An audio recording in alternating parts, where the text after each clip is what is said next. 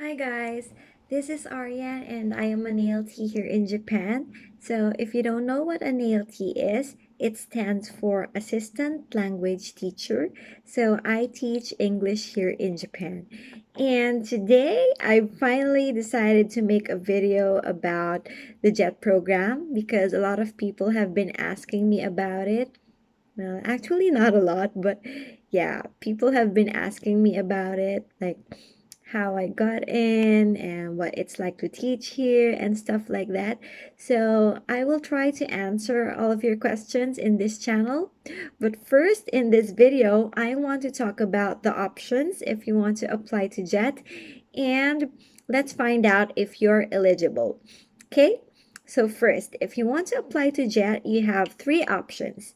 So you can apply as an ALT, as a CIR, and as an SEA.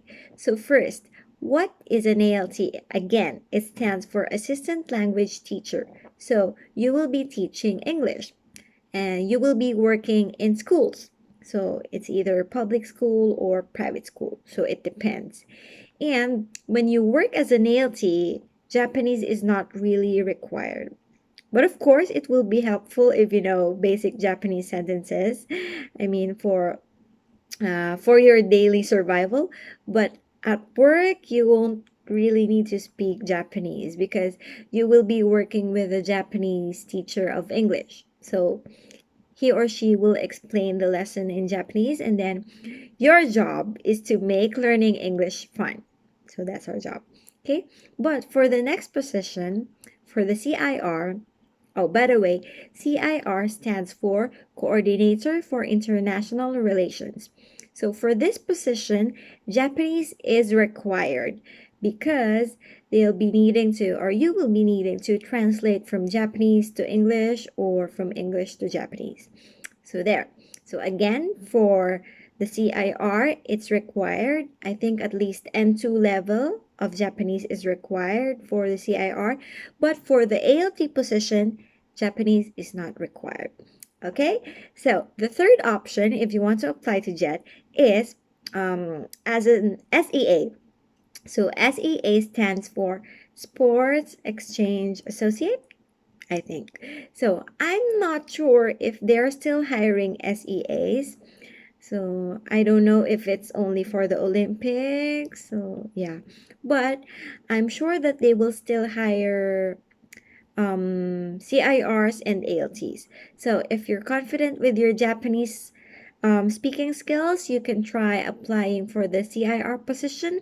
But if not, you can try to apply for the ALT position. Okay, so next, are you eligible to apply? So I will be posting the link down below for the complete list of eligibility requirements. But in this video, I'll just talk about four requirements. Okay, so the first one is, so this is for Filipinos. Okay, so first one is that you have to be a Filipino citizen. Okay, and then the next requirement is that you have to be physically or mentally fit to work abroad because you will be working in a foreign country where people don't really speak English, so you have to be mentally strong because you might not be able to communicate a lot or talk a lot with the people. So there, you have to mentally prepare yourself. Okay. And then the third requirement is that you have to be able to speak English well. I don't think perfect English is required.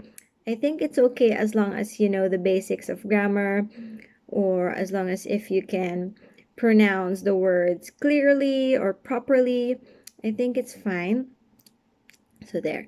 Then the last requirement that I want to talk about in this video is that you have to have at least a bachelor's degree. So if you have a master's degree or a doctor's degree, then that's even better. Okay, so just to be clear, an education background is not required, or an English background is not required. But of course, it will be a plus. I mean, you will have an advantage if you studied education or if you studied English. Okay, so in my case, I graduated with a management degree, so I studied business management, and I still got in.